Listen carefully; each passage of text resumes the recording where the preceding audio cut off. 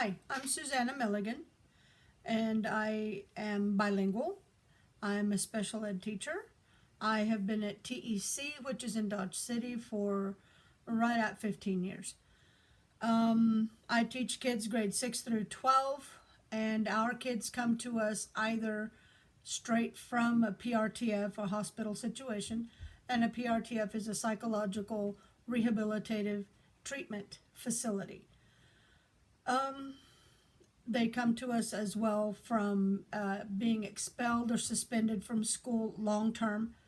Our kids have to have an IEP and or Compass Behavioral Health Services, meaning mental health services. They can also be court ordered to come to our class due to truancy. There was one more, I can't remember.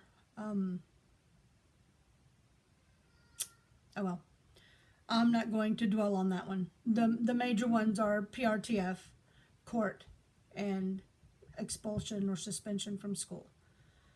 On the self-assessment paper that we had to do, I didn't like it at all.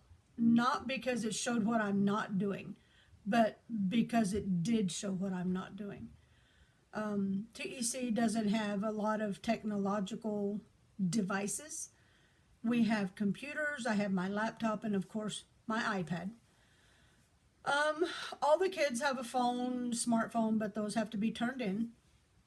But for educational purposes, all they have is the computer, my iPad, and I bring in my Nook once in a while, and I have another Galaxy Tab that I bring in.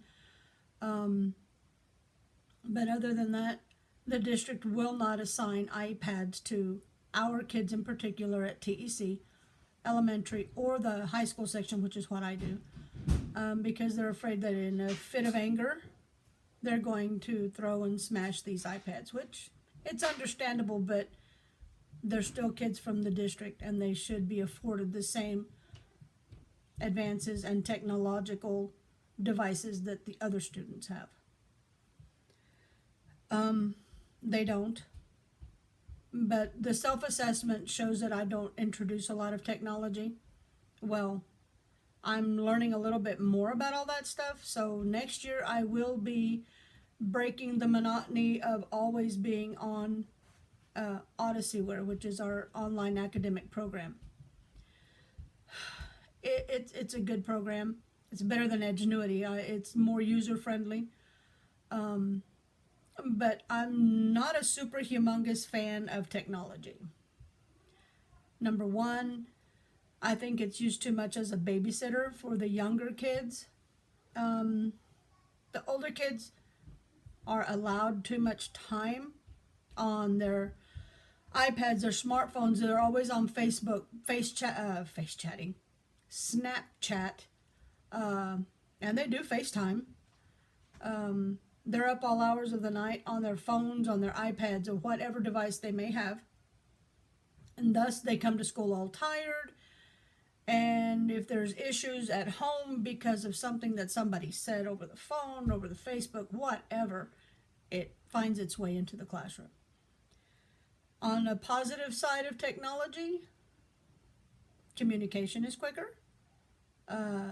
Information is transferred much more quickly this way. If I'm having an issue with something, I can snap a picture of what I'm working with and send it to another teacher that can then get on the phone, and we're talking back and forth, and he helps us work out with whatever issue that I'm having. I'm not a big humongous fan of math. I can handle it, but geometry still drives me up a wall. But all in all, technology has its place in education, and I can see a lot of the benefits. The games, I'm not a fan of, but I do know that they help kids with hand and eye coordination, problem-solving skills. Some of them you have to really think quick in your head, to do the math and figure out if you go this way, you're going to get more points, but if you go this way, you might get to another life or whatever quicker, but this way will give you more points. You kind of have to think on your feet. So That's a good one. The only drawback is I think it's used too much as a babysitter at home. I know for a fact my grandson, communication skills are shot, socialization skills are shot, peer relationships doesn't have a whole lot. And that's because he's become a little loner. He'd rather be playing his games instead of collaborating and having fun with friends. Okay, enough of that.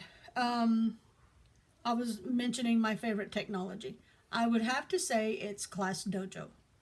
I love that app. You can give positive notes, you can give negative points. I'd rather do the positive than the negative, but sometimes when you've got a bunch of kids off task, all you have to do is start dinging somebody. Boom, boom, boom, and then they're like looking around trying to look at the board and stuff, make sure it's not them getting dinged. Well, sometimes it is.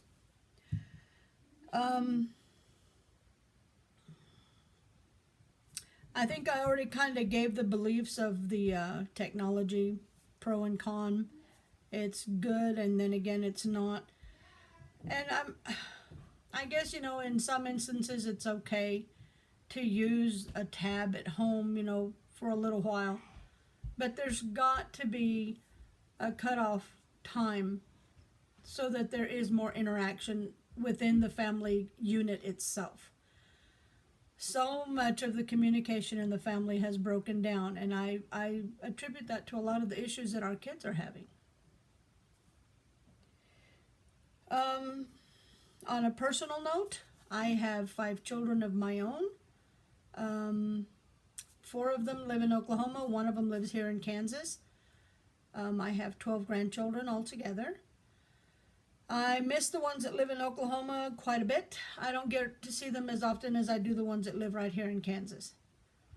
I wish I was closer so that the rapport that I have with the 2 that are here would be the same as with the ones that I have in Oklahoma. Personal likes, I love to read. On my Nook, paperback, whichever. I like my Nook a little better, I think. Because I can carry my whole library that way. The other way, I can only fit like 2 or 3 books in my bag. Music, I like all kinds of music. I love to cook. I am bilingual, and I translate a lot at my own school for we've got 2 different classes there at TEC. And I do some translating there. Other than that, I would have to say that's it for me. So I will see you later in later projects, I'm sure.